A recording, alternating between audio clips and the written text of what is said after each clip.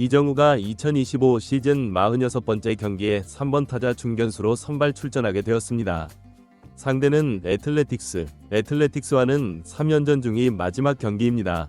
샌프란시스코는 애틀레틱스를 만나면서 연패를 탈출했고 2연승까지 거두면서 최근 10경기를 5할 승률로 맞춰놨고 1위 다저스와 2경기 차까지 좁혀놨습니다. 같은 시기에 다저스가 엔젤스를 상대로 2연패를, 샌디에고도 시애틀에게 2연패를 당하면서 게임차를 좁힐 수 있었던 것입니다. 애틀레틱스를 상대로 3연승을 달성하면 더 좋겠지만 글쎄요. 그 길은 결코 쉬워 보이지가 않습니다.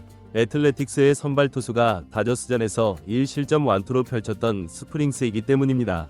4점대 평균 자책점이 있지만 시즌 초반만 부진했을 뿐 최근 경기들은 어떤 에이스 부럽지 않은 좋은 투구를 하고 있던 투수였습니다. 반대로 샌프란시스코의 선발 투수는 어르신 벌랜더였습니다. 9경기를 선발 투수로 나왔는데 평균 자책점 4.02, 무승 3패인 상황입니다. 42살임에도 최고 구속 97마일까지 던진 걸 확인했었는데 그 자체만으로도 대단한 선수인 건 맞지만 개인 능력의 호투보다는 운의 영역으로 결과가 나오고 있습니다.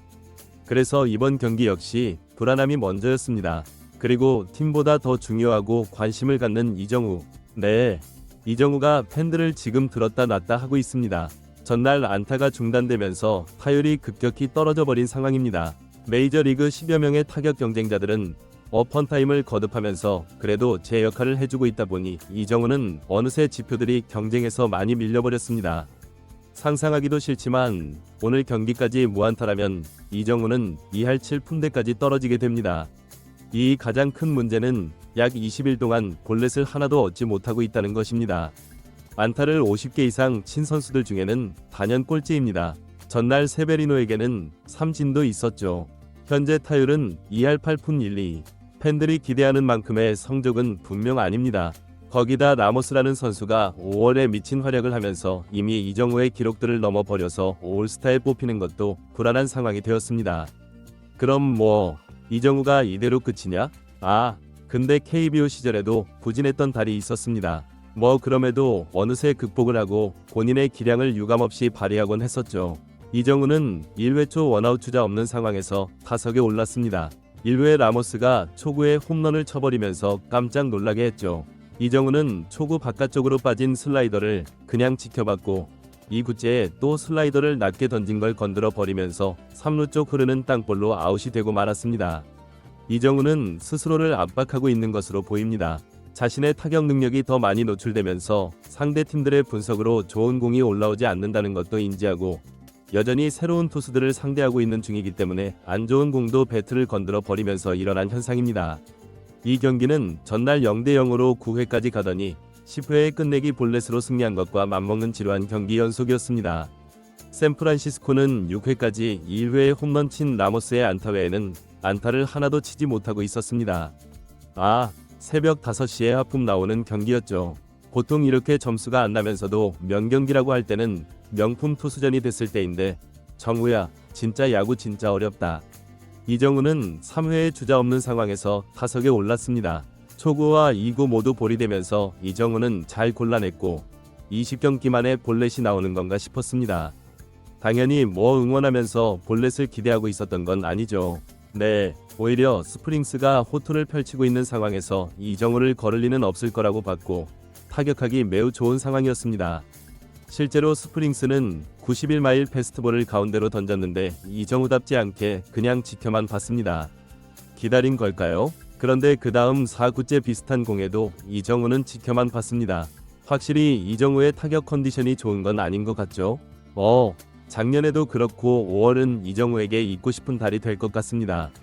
스프링스는 이정우를 잃고 5구째에도 같은 공을 그대로 던졌고 이정우는 놓치지 않고 받아쳤는데 아쉽게도 타구 방향이 2루수에게 걸리면서 안타를 기록하지 못했습니다. 4회부터 벌랜더가 제구 불안으로 위기가 있었다고 했는데 결국 4회에 2실점을 하면서 5회에는 마운드에 오르지 못했습니다. 라모스가 조금만 도와줬다면 버텨볼 수 있었는데 10경기째 무승. 진짜 이런 경우는 처음 보는 것 같습니다. 6회까지 1대2로 뒤지고 있는 샌프란시스코. 아직 경기는 끝나지 않았지만 그래도 위안이 되는 건 다저스가 3연패에 빠질 위기로 에인절스에게 0대4로 밀리고 있었고 샌디에고도 시애틀에게 뒤지고 있었습니다. 근데 솔직히 이정우가 이렇게 무안타로 이어지면서 샌프란시스코가 이긴다는 것도 그리 좋을 것 같진 않네요. 네, 그런 흐름은 그대로 이어지고 있었습니다. 이정우가 7회 말 주자 없는 원아웃 상황에서 타석에 올랐습니다. 이때까지도 팀은 1안타였습니다. 이정우가 좌투수를 상대로 메이저리그 타격 2위였고 같은 투수를 세 번째 상대했을 때 타율도 급격하게 올라가는 만큼 아니 진짜 무조건 다시 2할 8푼대로 올려야 했죠. 이정우는 초구 스위퍼를 제대로 끌어올렸는데 파울 홈런이 되었습니다. 이정우가 딱 원하는 공이었다고 봐도 되죠. 네, 두 번째는 슬라이더를 선택했지만 볼이 되면서 잘 골라냈습니다. 그리고 이번에도 패스트볼이 예상이 되는 타이밍이죠. 사실 스프링스의 패스트볼은 92마일 정도였기 때문에 이정우가 못 칠 이유가 없는데 스프링스의 패스트볼에 계속 당하고 있었습니다. 이번에도 3구째 패스트볼을 욕심내지 않고 잘 받아쳤는데 시프트에 걸리면서 2루수가 2루 베이스 쪽에서 기다리고 있는 그대로 타구가 가면서 안타가 지워져 버리고 말았지. 1대2 팀도 패배하고 이정우도 무안타로 끝날 상황이었습니다. 새벽 5시 청이 헛되게 될 상황이었습니다. 애틀레틱스는 최고의 마무리 투수가 버티고 있기 때문에 감독의 결정에 따라서 무리한 결정을 할 수도 있으니까요. 네, 다행히 애틀레틱스는 마무리 투수를 올리진 않고 불펜 투수를 올렸습니다. 샌프란시스코도 선두 타자를 교체를 했습니다. 좌타자 웨이드 주니어를 출전시켰습니다. 이 선수는 본래 공을 매우 잘 보는 타자이기 때문에 그래도 선두 타자로서 걸어나가기만 해줘도 성공이었습니다. 그런데 웨이드 주니어가 사고를 쳐버립니다. 1할대 타율의 선수가 6구제에 제대로 받아치면서 노아웃 상황에서 3루타를 쳐버린 겁니다. 이러면 최소한 동점될 확률이 매우 높아지죠. 거기다 또 대타를 내보내는데 베일리가 중전 안타를 치면서 가볍게 동점을 만들었고 라모스의 역전 안타까지 터지면서 8회 1이닝 만에 대역전극을 완성해버렸습니다. 2010년 이후에 역전승이 가장 많고 올 시즌도 역전이 매우 많았던 샌프란시스코인데 팀 타율은 메이저리그 하위권이지만 어떻게 후반만 가면 분위기를 끌어올리고 반전을 만들어버립니다. 8회에 3대2로 역전한 상황에서 이정우가 투아웃 주자 1루 상황에서 네 번째 타석에 오를 수 있었습니다. 플로레스가 볼넷으로 출루하고 이정우를 상대할 때 애틀레틱스 감독은 투수를 교체했습니다. 1점 차니까 포기할 순 없었죠.